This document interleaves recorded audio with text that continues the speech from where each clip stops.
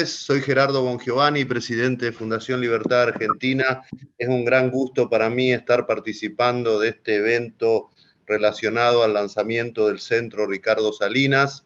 Este evento tiene que ver con los creadores de riqueza y justamente tenemos el gusto de tener con nosotros a 4 personas muy destacadas realmente. Además, son todos muy buenos amigos desde hace mucho tiempo, así que seguramente vamos a poder reflexionar con ellos sobre este proceso tan extraordinario, tan maravilloso, tan innovador, muchas veces tan incomprendido y cuestionado como es la creación de riqueza. Hace mucho tiempo, cuando empezaba a armar la Fundación Libertad, un emprendedor intelectual, podríamos decir, que nos ayudó mucho en aquella construcción, decía siempre que el empresario es la única figura distintiva de una sociedad libre.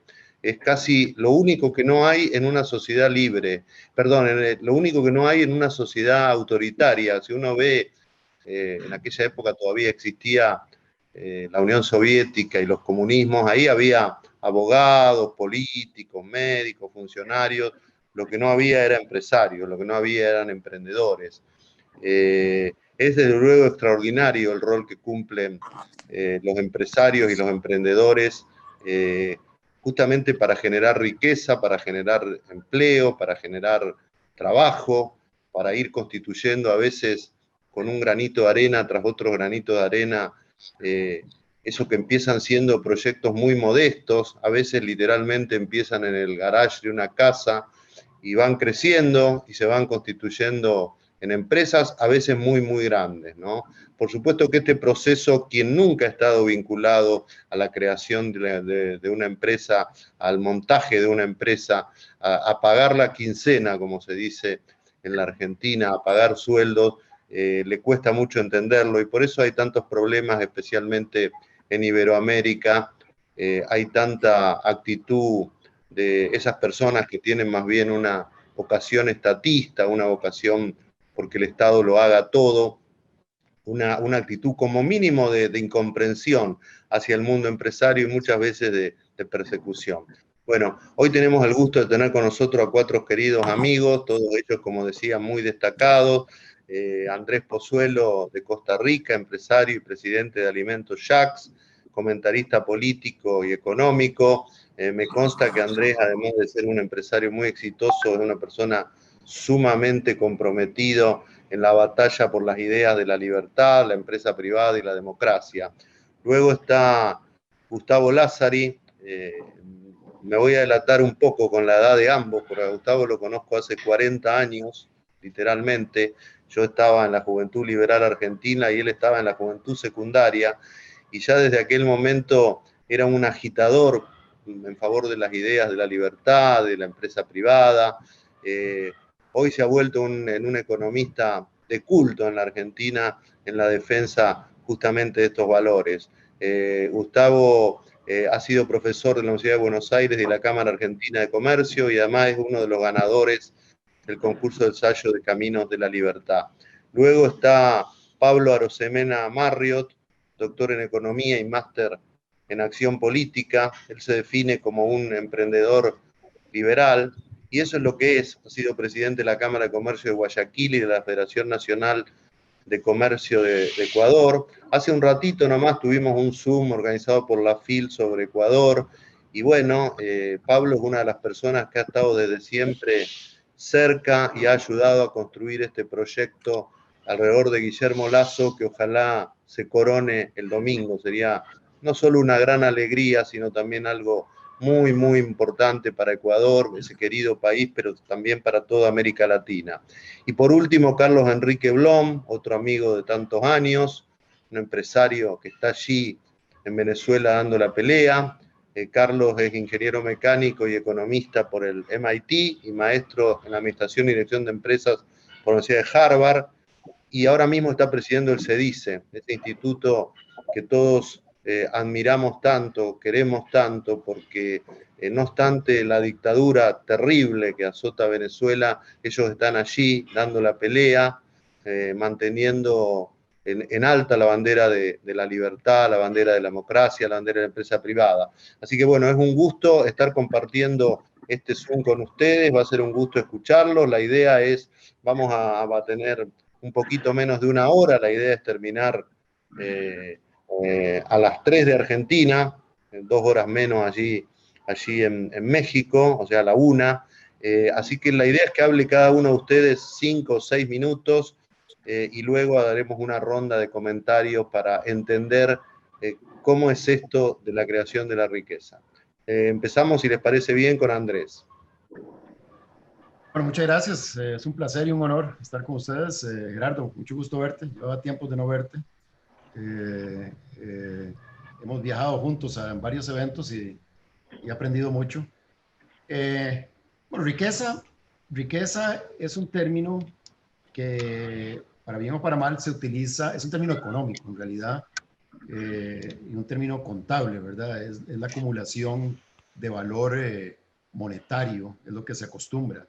Pero en realidad la riqueza, el concepto de riqueza va más allá que eso, es la acumulación de valor productivo, valor monetario, o sea, otros tipos de valor, ¿verdad? Valor en conocimiento, etcétera. Una de las consecuencias de las teorías neoclásicas es que hoy en día medimos la riqueza de los países por medio de un Producto Interno Bruto, lo cual es totalmente ilógico. Un PIB es una fórmula ilógica porque está muy guiado hacia los agregados de demanda que están muy influenciados por las intervenciones del gobierno, del Estado. Pero, y también yéndome un poquito más atrás, de cómo se genera esa acumulación de valor en una economía, a mí me gustaría tal vez irme atrás, inclusive a la Edad Media y posterior, donde los oficios, el herrero, el escultor, eran las personas que acumulaban la riqueza,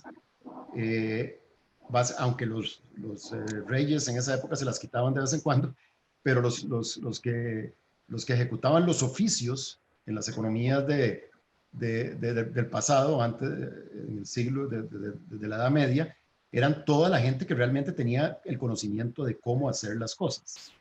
O sea, cómo hacer zapatos, cómo construir, cómo hacer arte, etcétera. Los oficios eran lo que determinaba cómo se acumulaba la riqueza. Esos eran emprendedores, o sea, una persona que en el pasado producía esculturas, era un emprendedor. En el léxico castellano, por dicha, tenemos dos palabras, una es emprendedor y otra es empresario. En el léxico, en el lenguaje anglosajón, solo existe el entrepreneur, no existe esos dos términos. Y yo creo que es bueno, aunque significan lo mismo, desde el punto de vista conceptual, es la misma diferencia con respecto a ética y moral, que termina siendo lo mismo, pero a mí me gusta dividirlo en dos. El emprendedor, y eso tal vez no se ha entendido muy bien en Latinoamérica, el emprendedor es la persona que se imagina una necesidad de consumo. De acuerdo a su observación en el mercado, se imagina que existe una necesidad de consumo y de acuerdo a su conocimiento tácito sobre cómo hacer algo, decide experimentar el desarrollo de esa idea. Y ese es un emprendedor, esa persona que en pequeña escala comienza a experimentar y a producir su idea para ofrecerla a un consumidor limitado en ese momento. Ahora utilizamos la palabra empresario y por lo general nos referimos a empresarios cuando ya un emprendedor logró sistematizar su organización tecnológica para que esa idea se pueda producir a una mayor escala y se pueda ofrecer a más gente, aprovechando así los beneficios del intercambio libre, ¿verdad? Hoy en día el empresario también se le pone una carga muy grande en la espalda porque por lo general el emprendedor desde su casa puede comenzar un emprendimiento pequeño y comenzar a generar valor o riqueza pequeñito, pero una vez que decide ser empresario y sistematizar su idea con una organización tecnológica, se le complica la cosa no solo por la incertidumbre que eso conlleva a nivel de mercado, sino porque tiene que lidiar con el Estado. Y ahí es donde está el gran destructor de riqueza, el gran destructor de valor, es el Estado. ¿Por qué? Porque los emprendedores a pequeña escala pueden decir que su idea es viable, pero una vez que realmente tratan de sistematizar su organización para llevarlo a más gente, se dan cuenta de que ser empresario no es tan fácil, ¿verdad? Que el 50% de su tiempo estará en lidiar con trámites, en lidiar con impuestos altos, en lidiar con trabas al comercio, etc.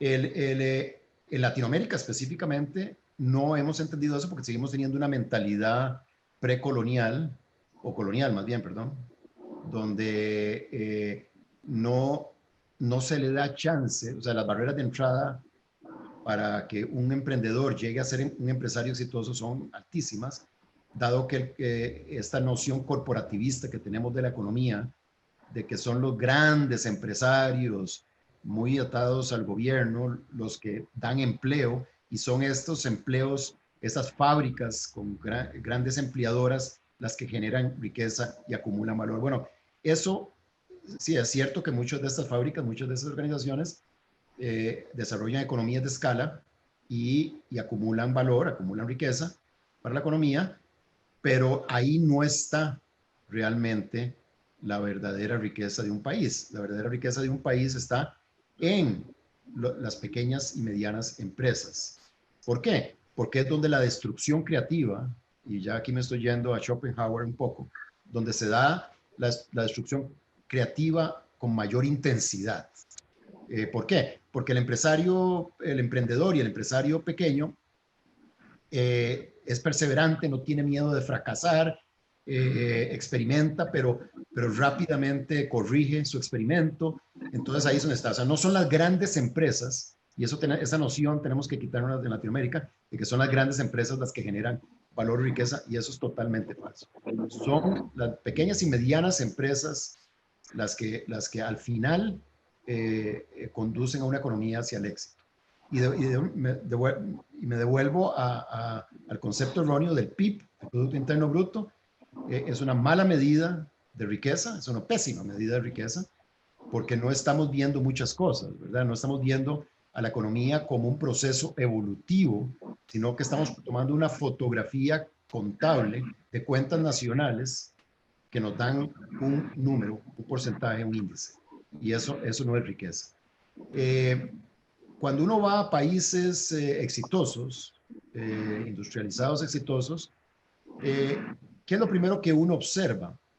Primero uno observa esta increíble diversificación del conocimiento, o sea, las economías diversificadas, donde existe una sociedad, yo la voy a llamar una sociedad politécnica, o sea, con mucha gente con conocimiento en diferentes técnicas que logra atarse a organizaciones tecnológicas y llevar a cabo proyectos impresionantes. Uno va, qué sé yo, a Suecia, Alemania, Estados Unidos, y uno ve que los patrones de consumo, no solo a nivel industrial, sino a nivel de consumidor, son increíblemente amplios. ¿Okay? Esos patrones de consumo en Latinoamérica tienen un gap increíble con los países desarrollados. Aquí el consumo es bastante poco tecnológico, diría yo, con un valor tecnológico muy bajo. Entonces, ¿qué necesitamos para generar riqueza o acumular valor en la economía? Bueno, necesitamos conocimiento, obviamente. Bueno, necesitamos lo primero que necesitamos es libertad económica. Sin libertad económica no se puede generar valor. ¿Y qué es libertad económica? Bueno, una sociedad que tenga impuestos bajos, uniformes y sencillos, ¿verdad? Para llevar a cabo la mínima cantidad de labores por el gobierno básicas. Y cuando yo hablo de un estado mínimo, es realmente un estado mínimo. Básicamente aquellas aquellas cosas que son difíciles para el mercado coordinar y que son muy pocas, dicho sea de paso, ¿verdad? Dada la sociedad en la que vivimos, se han ido ampliando. Pero, por ejemplo, yo considero que la educación no debe estar en manos del Estado, del todo.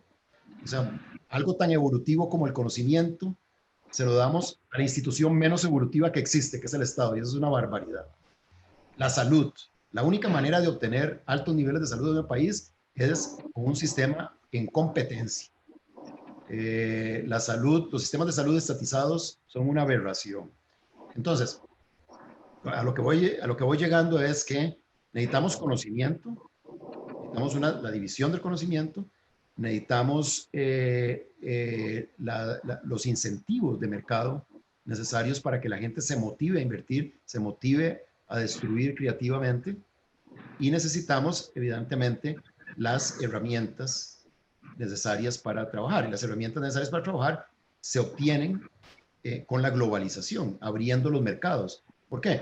Porque muchas cosas no sabemos hacer en Latinoamérica y solo vamos a aprender a hacerlas abriendo los mercados para que lleguen empresas que sí saben hacer ciertas cosas a que se instalen en nuestros países, y de ahí nosotros poco a poco vayamos aprendiendo sobre las nuevas tecnologías.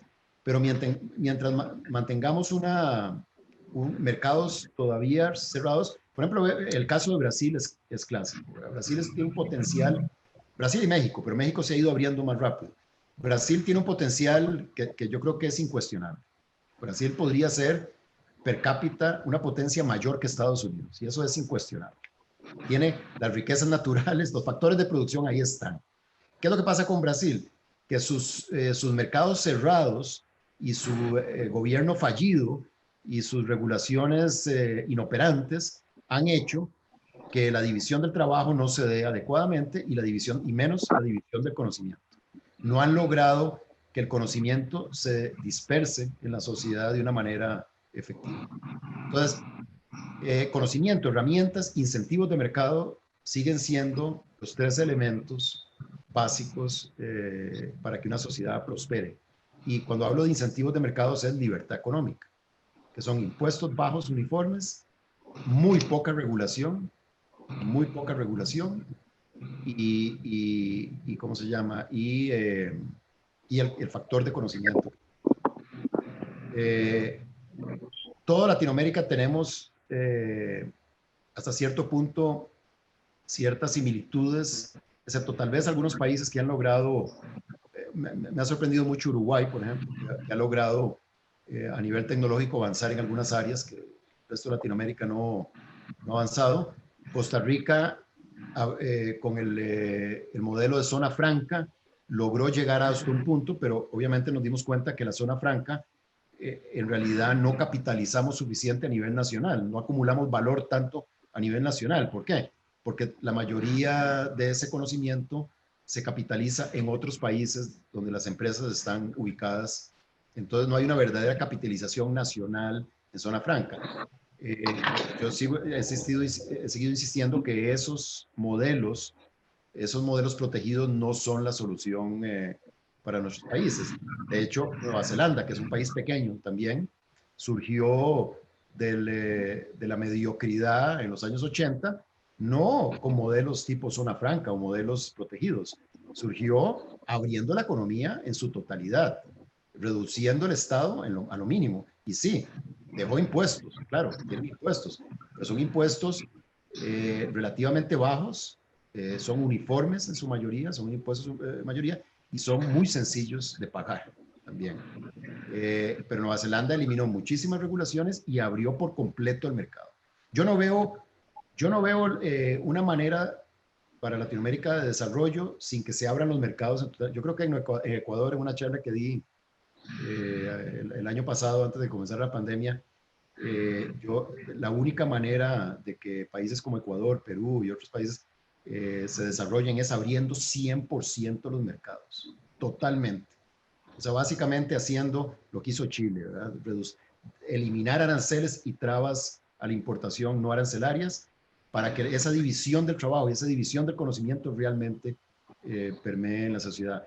Ya Ecuador tiene algo que no tenemos muchos países, que es la dolarización, ya es un problema menos, aunque el dólar no es la panacea, menos ahora que están imprimiendo dólares como si se fuera a acabar el mundo, pero sigue siendo mejor para un país tener que lidiar con una moneda de valor mundial, una sola moneda de valor mundial, a países como nosotros que tenemos que lidiar con monedas basuras nacionales, ¿verdad? Y ni se diga Argentina, ¿verdad? Argentina, la impresión de dinero en Argentina es un deporte, yo creo que es más importante que el fútbol en Argentina imprimir dinero. Entonces yo no sé, yo lo voy a dejar ahí, me parece que tenemos mucho trabajo por hacer y mucha política pública que proponer nosotros los empresarios y tenemos que unirnos por lo menos a nivel intelectual y conceptual. Muchas gracias Andrés. Le vamos a dar la palabra ahora a Gustavo Lacha Lázari para que reflexione con nosotros. Bueno, déjame hacer una reflexión. Primero corte, después me prendo en algún debate. A ver, a veces es raro que tengamos que repasar el rol de cosas básicas, como puede ser leyes naturales, la ley de gravedad y el rol del empresario, ¿no? El rol del empresario no es otra cosa que producir bienes y servicios que necesitan las personas. Lo hacemos por el interés particular. Es como decía Adam Smith, no es la bondad del carnicero la que nos provee la carne, ni la bondad del panadero la que provee el pan. Y este interés particular se toma el mismo camino que el interés general, porque al producir bienes y servicios hacemos un doble beneficio. Ponemos en las góndolas lo que la gente necesita. Como nos peleamos entre nosotros y nunca nos vamos a poner de acuerdo con nada, vamos a bajar los precios para que vender uno y no que venda la competencia, con lo cual lo vamos a hacer al precio más bajo de lo posible. Y además para eso vamos a tener que contratar capital, trabajo y tierra, es decir, máquinas, bienes, que como decía bien Andrés, a veces necesitamos traerlos de otros países porque no los fabricamos tan bien como lo hacen otras personas. Usar los recursos naturales de la manera más responsable posible, por supuesto, y básicamente contratar el concurso de trabajadores. ¿Okay? No hay empresarios sin trabajadores, no hay empresarios sin máquinas, no hay empresarios sin la utilización de la tierra. Y la utilización racional de la tierra. Nadie se le ocurre utilizar irracionalmente un recurso tan valioso. Esto genera dos beneficios. Por un lado, el beneficio, como dijimos, de satisfacer necesidades de los consumidores. A eso agreguémosle el beneficio de estar atento a las nuevas necesidades de los consumidores. Los consumidores cambian, la vida cambia, toma dinamismo y que como decimos en Argentina, creo que en muchos países de América Latina también, cocodrilo que se duerme es cartera, empresario que se duerme se funde. Entonces no puede estar, estamos obligados a estar despiertos. Y el segundo beneficio es que sacamos gente de la pobreza. Las empresas son el motor principal para sacar gente de la pobreza. Las empresas que ya están instaladas y las que no están instaladas. ¿Okay? Las que no están instaladas, las que están por instalarse, ahora vamos a ver cómo se hace, somos las encargadas de sacar gente de la pobreza. En Argentina salió el dato de la semana pasada, tenemos 42% de pobres, 10% de indigentes, 6 de cada 10 chicos en la Argentina son pobres. La pobreza se multiplicó por 10 en 5 décadas, récord absoluto. En lo que durante siglos hemos llamado el granero del mundo. ¿Okay? De granero está quedando poco, lo que está quedando es una fábrica grande de pobres acelerada. En una empresa hay dos estrés. Un estrés que es maravilloso, extraordinario, que es ver qué hace la competencia. Yo cuando estábamos en la previa veía ver con quién podía haber hecho un negocio o qué puedo ofrecerle a cada uno de los colegas que están en este panel. Ese estrés es fascinante. El estrés que tenés un problema y tenés que resolverlo, ese estrés productivo, creador. Ese estrés que más le conviene a la sociedad y que más les conviene a los políticos, aunque los políticos no se den cuenta. Hay un segundo estrés, que es el estrés que hablaba también Andrés, de pagar impuestos. En Argentina hay 170 impuestos, 100 mecanismos de recaudación forzados. 100, estos son números de Bademecum, no es que se me ocurrieron a mí ahora. Y hay 69.000 regulaciones. En la Argentina nosotros decimos que se llama la economía del permiso. Para todo hay que pedirle permiso. Hay que pedirle permiso a la autoridad para que nos deje utilizar una libertad que tenemos antes de que surja la autoridad, una cosa increíblemente loca de la cabeza. Ese estrés es improductivo, ese estrés nos hace haraganes, nos hace corruptos, nos hace improductivos, nos quita vida, pero no es un tema particular. A la economía le quita vida, a la economía le quita recursos, a la economía le quita empleo, a la economía le quita producción. Con lo cual, esta fábrica de pobres tiene dos fuentes principales en Argentina. Las regulaciones de todo tipo, incluyendo las laborales, que lejos de proteger al trabajador, protegen a una runfla de abogados laboralistas y de jueces bastante de moral dudosa. Y la otra pata es la pata impositiva. Entonces, no alimentamos a las poblaciones, no generamos trabajo y tampoco generamos una tributación adecuada porque no producimos. Tendremos enormes impuestos, uno más lindo que el otro, por la base imponible cada vez más chica, y hasta ahora base por altura es la superficie del cuadrado, bueno, alícuota por base imponible es la recaudación. Si baja la base imponible, va a bajar la recaudación por más que aumente la alícuota donde quiera. Alguien lo llamó curva de Laffer esto. Bueno, muchachos, pónganse las pilas porque se les escapó la tortuga. Bueno, el punto es que la posibilidad de sacar gente de la pobreza está en el músculo que tenemos que reflotar. Yo quiero escuchar con atención a todos y particularmente a Carlos porque aún quiero ver cómo está el músculo, me interesa mucho como experiencia, porque mi miedo es que los músculos se cansen y que mañana cuando tengamos buenas instituciones no tengamos músculo productivo, esté músculo desgarrado, roto y ya no sirve para nada. Entonces, quiero saber cómo es esto en Venezuela, porque nosotros estamos una estación antes de los muchachos de Venezuela. Pero la raíz, la solución al problema está en restablecer el músculo. ¿Cómo se restablece el músculo? Vamos a los números. Argentina, y esto se puede aplicar a cualquier país de Latinoamérica, salvando las cuestiones de población, pero debe ser un dato muy parecido. Argentina necesita generar 6 millones de puestos de trabajo en 6 años. ¿Por qué 6 millones de puestos de trabajo? Porque en los próximos 6 años vamos a tener 2,7 millones de personas que ingresan al mercado laboral, son 450.000 personas por año. Tenemos 2 millones de desocupados y tenemos que sacar 1 millón de empleo público para pasar al empleo privado. No tenemos que echarlo del empleo público. Primero tenemos que generar los incentivos del sector privado para que voluntariamente se pasen y se van a pasar, porque vamos a pagar mejores salarios, más creatividad, más vida, más todo. Esto significa 3.000 puestos de trabajo por día. Listo, es imposible. No hay ninguna posibilidad que con las leyes que tenemos, las instituciones que tenemos, los impuestos que tenemos, Argentina cree 3.000 puestos de trabajo por día. Por lo tanto, surge como conclusión que la reforma debe ser disruptiva. Y con esto voy terminando. Argentina, y creo que muchos países de la región, necesitamos una reforma que tenga 4 componentes. Disrupción total. Pensemos que las palabras que van a surgir en el día a día de laboral, impositivo, regulatorio, después de una reforma, son distintas a las que había antes. Hay experiencias por todos lados. Argentina fue una experiencia. La Constitución de 1853 fue algo totalmente distinto a lo que había antes. Estonia, que este año cumple 30 años de su independencia, la independencia última de 1991, también a ningún comerciante estonio en 1992-93 vio las mismas palabras que estaban en el 89. Fue una reforma disruptiva, rápida. La segunda característica de la reforma es que debe ser integral. Tenemos que imaginar reformas donde nadie quede afuera. Esto fue un error de la década del 90. Dejó gente afuera. La gente no puede quedar afuera. Inventemos mecanismos de creación de empresas rápidas, donde hay 2 desocupados, tiene que haber una pyme. Las empresas se tienen que crear como en Estonia. Con este ejemplo, que estoy estudiando últimamente, en 20 minutos, en lo que yo llevo la charla, en Estonia ya con ciudadanía digital se crea una empresa y empieza a trabajar en el mercado formal, rápido. Digamos que la tecnología está inventada, no hay que inventar nada, es un copy-paste de algún chango que inventó algo en Estonia.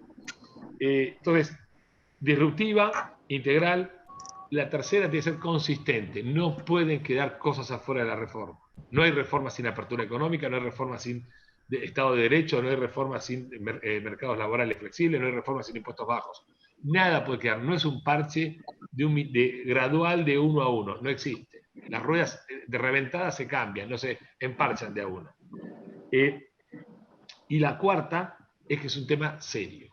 es un trabajo de varios años de ceño fruncido. Esto tiene que estar fruncido. No hay motivo para presidentes bailando, globo, ese tipo de cosas que hacemos en Argentina. Así, ¿qué festejan estos tipos que tienen 40% de pobres?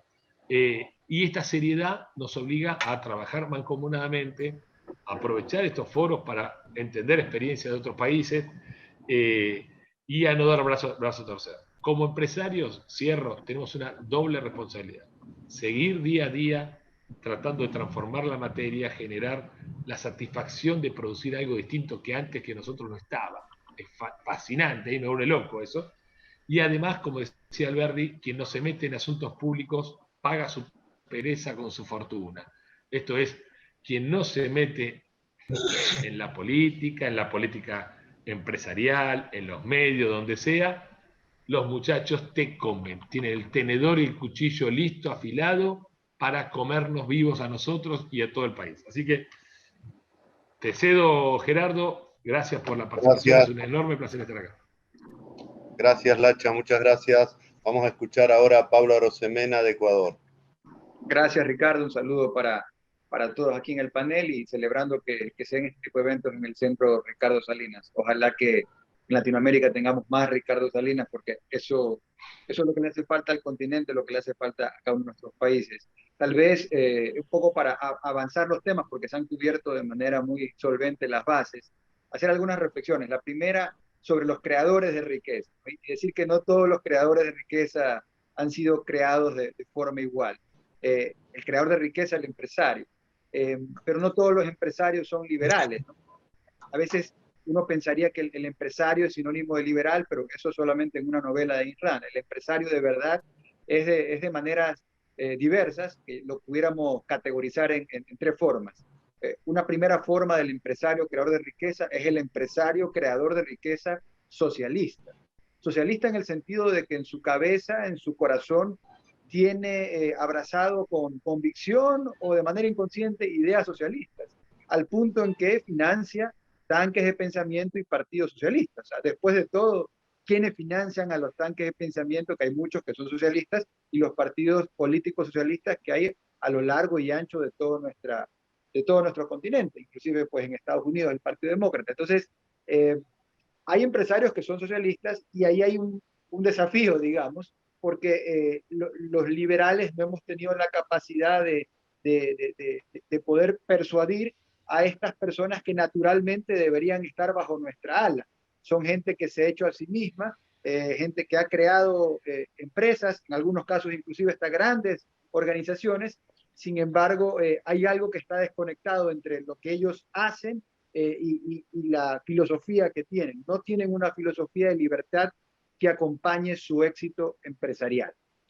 Luego tendríamos empresarios, creadores de riqueza, que sí creen en la libertad, pero creen en la libertad solamente cuando les conviene. Es decir, su convicción por la libertad está en función directa de la rentabilidad. Entonces, le interesan los temas liberales siempre y cuando, pues, vayan en beneficio de su negocio. Entonces, qué sé yo, si tienes un empresario exportador, le interesa libre comercio, pero luego no le toques otros temas que le puedan afectar su bolsillo. Muchas veces estos empresarios están a favor de devaluar la moneda, que es meterle la mano en el bolsillo a la gente asalariada. Entonces, tenemos este caso del creador de riqueza, que sí es libertad, pro libertad, pero es pro libertad en el sentido de que solamente cuando beneficia su negocio.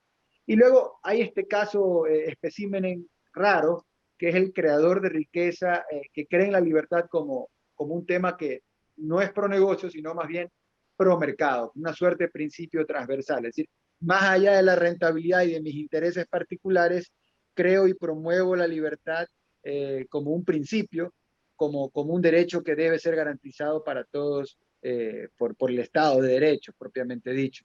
Y ahí es donde tal vez tenemos menos de esos y deberíamos tratar los liberales de multiplicar a estos creadores de riqueza que realmente creen en la libertad como un principio transversal. Primera cosa.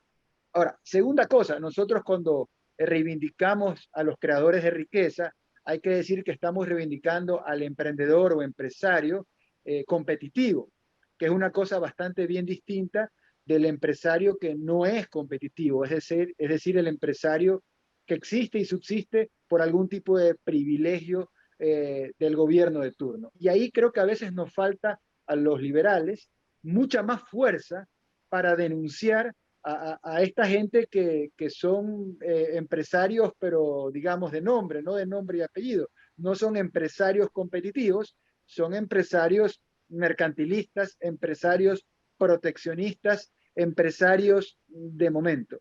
Y de nuevo, pueden ser pequeños, medianos, grandes o muy grandes. Inclusive puede ser que pretendan hasta darnos apoyo a las instituciones liberales, pero nosotros sabemos, si ponemos la lupa, que no son empresarios competitivos. Entonces creo que ahí los liberales tenemos que, digamos, ver las cosas con mayor claridad, porque muchas veces el hecho de abrazar en el mundo liberal a pseudoempresarios hace que luego gente que gente indecisa, gente que no está definida ideológicamente, gente que pudiera venir a nuestras filas, de alguna manera se sienta que no comulga con nosotros porque un poco cree que nosotros estamos promoviendo cualquier tipo de fórmula empresarial, cuando nosotros evidentemente lo que promovemos son las distintas fórmulas empresariales que existen en un marco de libertad, en un marco competitivo, lo cual realmente termina siendo la excepción más que la norma empresarial en Latinoamérica. He estado 6 años dirigiendo el gremio más antiguo de mi país, el más grande de todos, más de 10.000 socios, y liderando el gremio de gremios, más de 100 gremios, y la verdad es que lo raro es hablar de promover principios. El día a día es hablar de intereses particulares de ciertos sectores de la industria o de la producción. Entonces, creo que ahí los liberales tenemos bastante trabajo para ejercer nuestro rol pedagógico y ayudar a que la gente entienda cómo verdaderamente se crea riqueza, ¿no? Ahora, les cuento que hace poco, unas semanas atrás, en Ecuador estuvimos cerrando la primera vuelta electoral y por décimas, realmente por décimas, afortunadamente, entró el candidato liberal, que es Guillermo Lasso, a la segunda vuelta al balotaje. Pero por décimas no entró un candidato muy socialista, que es Yacu Pérez, un candidato que representa al movimiento indígena en el Ecuador, que históricamente no habían sacado más allá del 2, 3, 4%. En esta ocasión sacó el 19% y como les digo, por décimas, compitiendo el espacio con el candidato liberal, Guillermo Lasso. Llamo la atención sobre una frase que dijo Yacu Pérez en los días que él se peleaba si entraba o no al balotaje, y es una frase que resume, más allá del pensamiento particular de él, probablemente el pensamiento de muchos anticreadores de riqueza en Latinoamérica. Y él dijo lo siguiente, él dijo en Ecuador, pero tal vez esto se puede extender a otros países, dijo en Ecuador, la única forma de crear riqueza es heredando, robando o ganándose la lotería. No hay más formas de crear riqueza. Una cosa de locos, ¿no? Sin embargo, es importante entender la matriz mental de lo que piensan los que piensan diferente a nosotros, porque no son pocos. En el caso de mi país, pues son millones de personas las que tienen esa convicción de que crear riqueza es algo que lo logras quitándole a otras personas, heredando, con lo cual habría que prohibir la posibilidad de heredar para que sea todo más justo, según el criterio de ellos, o por un acto de suerte. Y no se entiende la dimensión tal vez principal, única y más importante de satisfacer necesidades, crear valor, como se mencionaba, hacer que la vida sea más fácil para los demás. No, simplemente eso se desentienden de ese componente, ¿no? Obviamente tienen una visión de vida comunitaria completamente distinta a la que nosotros entendemos en una sociedad que valore la libertad, la responsabilidad, la propiedad privada, etcétera, ¿no? Entonces, creo que los liberales, cuando hablemos de crear riqueza, de cuáles son los creadores de riqueza, tenemos que tener cuidado definiendo bien quiénes son los creadores de riqueza, por un lado. Definitivamente hay una creación de riqueza legítima, que es a través del empresariado competitivo, pero hay también creaciones de riqueza que son botines de piratas, así como hace 400 años, pues hoy son botines de piratas modernos. Pero ahí está nuestro desafío, ser capaces de poder educar y también ser capaces de tener empatía porque el caso ecuatoriano, y salvo algunas excepciones en nuestros países que están más avanzados que otros, pero Latinoamérica no es Suiza, digamos. Nuestros países son países donde, en el caso de Ecuador, 7 de cada 10 ciudadanos no tienen empleo. 7 de cada 10. Es realmente, digamos, es algo dramático, pero si te vas a Perú, Colombia, la historia no es muy distinta y te vas más arriba o más abajo y es bastante parecido. Entonces, el empresario tiene un rol heroico al crear riqueza, al crear oportunidades, al crear empleo. Sí, pero yo creo que ganamos poco los liberales endiosando a los empresarios, haciéndolos dioses o semidioses, y lo dice alguien que se dedica a eso, que es empresario, y creo que más bien tenemos que meterle mucho más fuerza y presión al empresariado, primero para que entiendan de que la verdadera creación de riqueza es un entorno de libertad competitivo, no es un entorno mercantilista proteccionista, y segundo, que tiene que haber una empatía, porque en el siglo XXI y en los países que nos toca vivir, la mayor cantidad de la gente no la está pasando bien.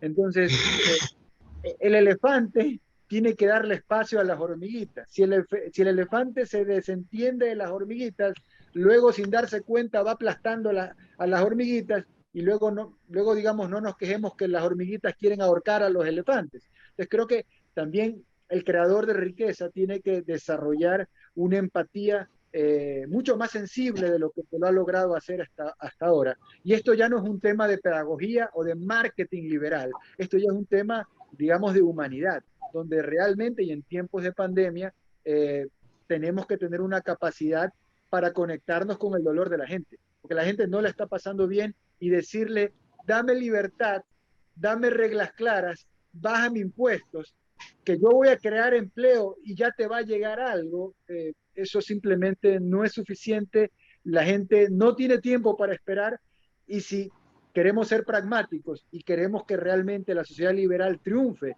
y no sea algo que se esfume y pasemos cada vez con más fuerza a sociedades autoritarias, creo que tenemos que desarrollar esa empatía con mucho más fuerza. Para cerrar, una última cosa.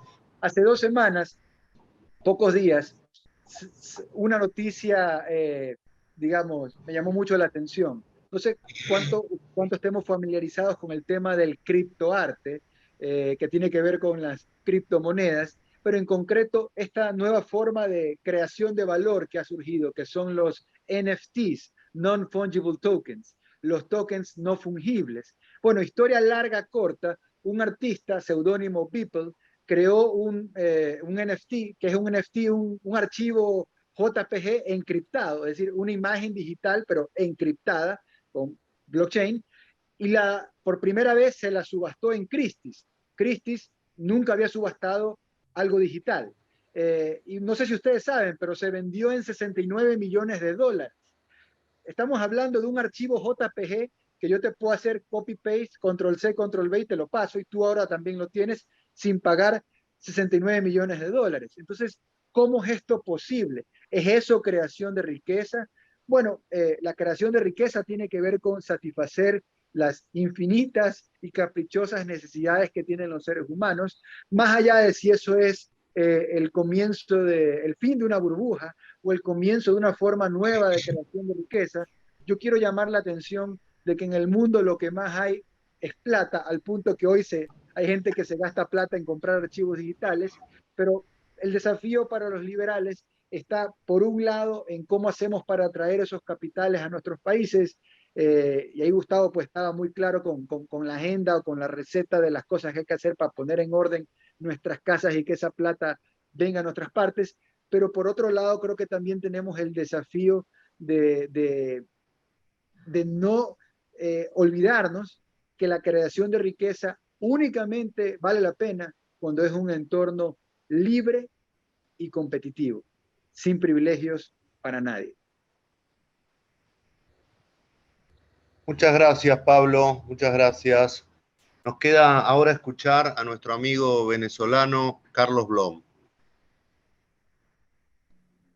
Bueno, buenas tardes. Es un placer y un honor participar con tan ilustres compañeros en esta discusión sobre la creación de la riqueza. Primero, un poco de contexto. Yo estoy al frente de un tanque de pensamiento que tiene ya 37 años. Se dice que Gerardo y yo hemos participado en un par de aniversarios muy, muy interesantes que hasta tuvieron un posible debate entre Vargas Llosa y Chávez que no se dio, pero eso lo dejo para otro, solamente para términos del conocimiento que tengo de Gerardo de hace tiempo y cómo nos ha ayudado y nos ha apoyado. En Venezuela el contexto es el siguiente. Estamos en una hiperinflación de 3 años, una recesión de 8, un socialismo declarado de 22, una socialdemocracia desde el año 59,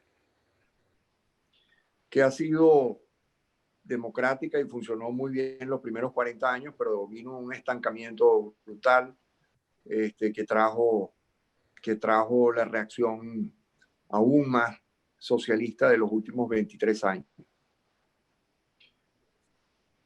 En los últimos 2 años, todos los controles de precios, controles de divisa, controles de importación que ellos habían montado, han decidido desmontarlos parcialmente, no totalmente, y no en las leyes, sino en la práctica.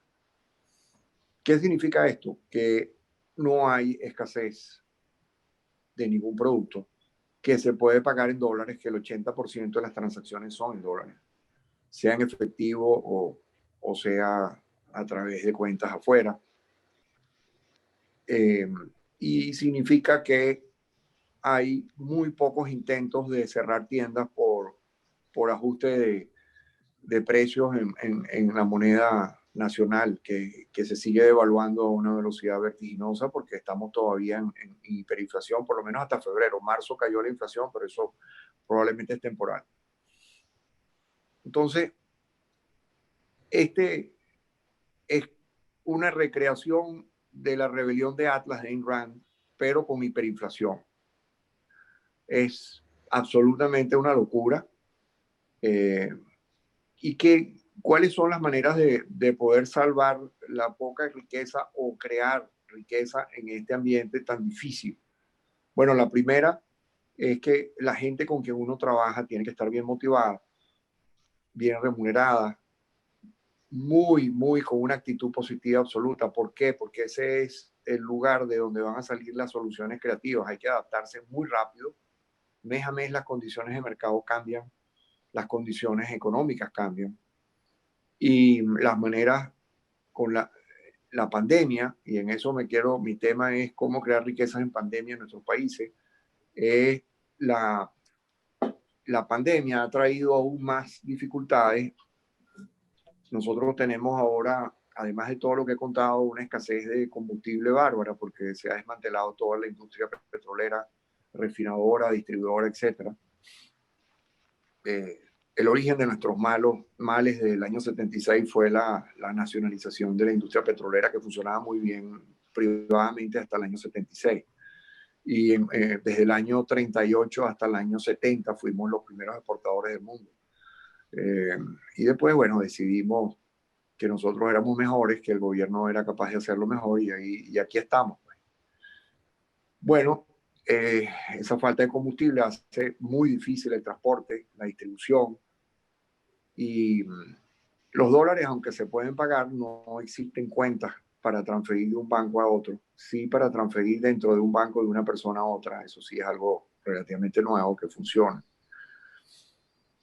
Y esa creatividad necesaria para poder transportar, para poder pagar, para poder vender, ha sido importantísima. Entonces, el primer componente es tener un equipo humano motivado, formado, creativo. Y ese equipo humano tiene que abocarse a buscar nuevas soluciones en todos los ámbitos. Nosotros nos hemos reinventado, estamos vendiendo hoy en día mucho más en WhatsApp, muchísimo más en Instagram, muchísimo más a través de la tienda online. También sacar productos nuevos que se adapten a la nueva realidad. Por ejemplo, nosotros nos pusimos a producir mascarillas, chaquetas protectoras, sábanas, etcétera, para hospitales, etcétera. O sea, el bienestar y la salud de nuestros consumidores, pero otras innovaciones para entrar en el mercado de Estados Unidos y Perú. Había que tener unas toallas mucho más suaves, más de acorde con la tecnología nueva, y en ese sentido hemos ido inventando y creando cosas nuevas. Esa reinvención es continua, es una de las claves por las cuales no hemos desaparecido, y yo creo que en ese sentido lo hemos logrado. Nosotros estamos tratando de minimizar el contacto a través de lo que les dije, las redes sociales, e-commerce, y lo más importante para sobrevivir y poder estar vivo para crear riqueza es, si bien ser muy austero y cuidar la caja, al mismo tiempo ajustar los sueldos a las realidades cambiantes por la inflación para mantener a la gente motivada. Y hay que compensar los retrasos en los transportes internos y externos. Ahora los fletes, etcétera. Una de las cosas más difíciles es ser flexibles ante los lockdowns espasmódicos que impone el gobierno. Y eso lo aprendemos en cada uno de los nuevos lockdowns. Ahora, por ejemplo, estamos cerrados 3 semanas y vamos a abrir la semana que viene. A lo mejor el domingo cambian otra vez la cosa. Tenemos que estar dispuestos prácticamente la noche anterior a poder adaptarnos si vamos a abrir más o vamos a abrir menos. Y el último aspecto, digamos, que yo puedo mencionar con respecto a eso es que en una forma el hecho de haber aflojado un poco los hipercontroles socialistas ha conformado para ciertos sectores un mercado hipercompetitivo. O sea, nosotros estamos compitiendo contra Amazon, traído por gente en couriers que entran cosas libres, sin aranceles, sin IVA, sin nada, y eso nos obliga a estar muy, muy conscientes de cada costo que agregamos, porque para que se den una idea de cómo cambian las variables aquí, una persona que trabajaba para nosotros hace 2 años, que ganaba $20 al mes, ahora gana $150 al mes, en cosa de 2 años. Entonces, todos los costos de producción y de distribución tienen que absorber eso. Claro, hay más volumen de lo que había hace 2 años. Y eso es algo fuera normal, porque no muchas industrias han podido, todavía somos mínimos comparados con lo que éramos hace 8 años, pero no somos tan mínimos como hace 2 años, que fue, digamos, el nadir. Entonces, desde el punto de vista de las ideas, mis colegas, todos quieren subir los aranceles. Todos quieren que el gobierno les dé ayuda. No les da ayuda, no tiene con qué. Pero los aranceles sí, los empezaron a subir un poquito y hubo una protesta, pero no hay mucha.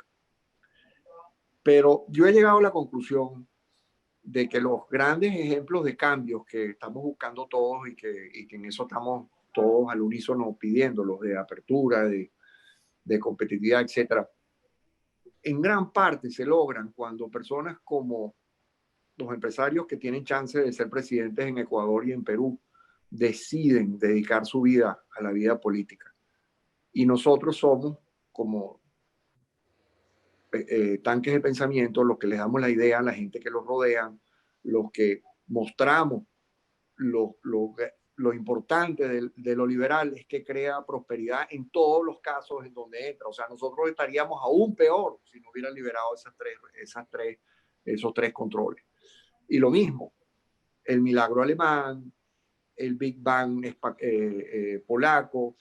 Fíjense cómo Chile, con todas sus dificultades, ha logrado crecer. Es nuestro primer ejemplo en el continente.